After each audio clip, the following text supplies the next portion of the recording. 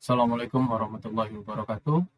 Shalom, Om Swastiastu, Namo Buddhaya, Salam Kebajikan.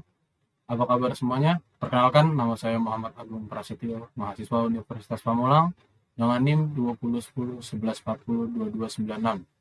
Tujuan video ini saya buat untuk memenuhi salah satu tugas mata kuliah Etika Profesi yang diampu oleh Ibu dosen Intan Komalasari, Eskom Mkom. Tema yang saya bahas untuk video kali ini adalah cyber sabotase dan exertion. Apa sih yang dimaksud dengan sabotase exertion itu? Yaitu merupakan kejahatan yang dilakukan dengan membuat gangguan, perusakan, atau penghancuran terhadap suatu data.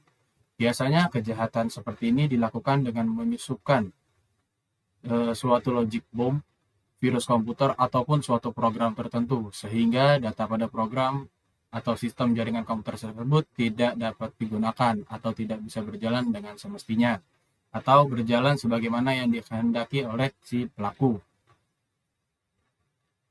Di Indonesia sendiri sudah tertulis pasal yang mengatur tentang kejahatan cyber, yaitu untuk perusakan atau penghancuran terhadap suatu sistem ataupun data dari komputer.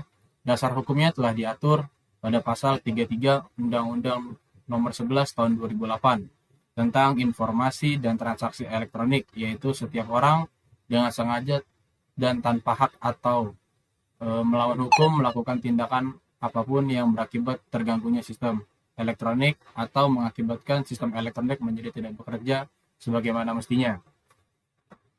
Dalam hal sanksi pidana terdapat pasal 33 ditentukan oleh pasal 49 yang menentukan setiap orang yang memenuhi unsur sebagaimana yang dimaksud dalam pasal 33 dipidana paling lama yaitu dengan 10 tahun penjara atau denda paling banyak senilai 10 miliar rupiah.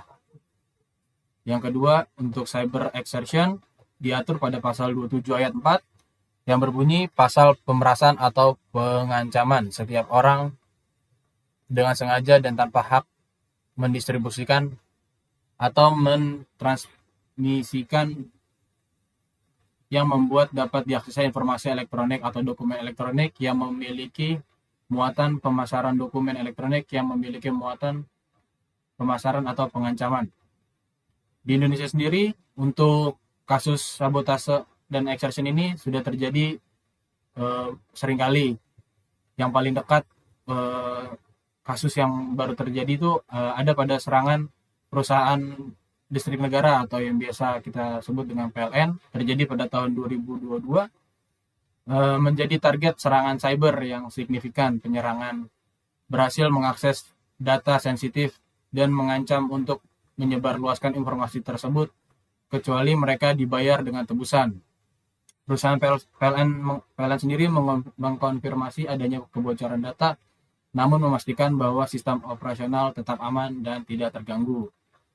Lalu yang kedua, kasus yang terjadi di Indonesia pada tahun 2023 yaitu serangan pada rumah sakit yang ada di Indonesia. Beberapa rumah sakit yang ada di Indonesia menjadi korban serangan ransomware pada tahun 2023. Serangan ini menyebabkan gangguan besar pada layanan kesehatan dan penyerangan meminta tembusan untuk memulihkan akses ke sistem yang terkena dampak, yaitu dengan salah satu kasus yang menonjol adalah serangan pada sebuah rumah sakit di Jakarta yang mengakibatkan tertundanya beberapa prosedur medis penting karena sistem komputer yang lumpuh. Kasus-kasus yang seperti ini tuh mencerminkan ancaman yang semakin kompleks dan berbahaya dari serangan-serangan cyber yang ada di Indonesia. Mencakup berbagai sektor termasuk energi, kesehatan, pemerintahan, upaya mitigasi dan peningkatan kesadaran serta kemampuan pertahanan cyber menjadi semakin penting untuk menghadapi ancaman yang terus berkembang seperti ini. Serangan ransomware pada Royal Mail dan PT PLN yang terjadi pada tahun 2022 sampai dengan 2023. Pelanggaran dapat melibatkan pasal 30 akses ilegal dan pasal 32 kerusakan data. Karena adanya akses tanpa izin dan kerusakan pada sistem elektronik, jika serangan tersebut mengakibatkan kerugian finansial yang besar, maka pasal 36 dapat diterapkan.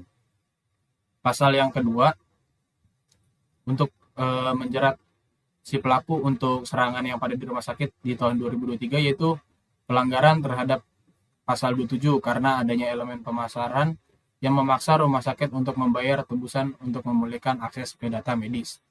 Sekian video yang saya buat tentang cyber, sabotase, dan extortion. Kurang lebih mohon maaf. Sekian, terima kasih. Wassalamualaikum warahmatullahi wabarakatuh.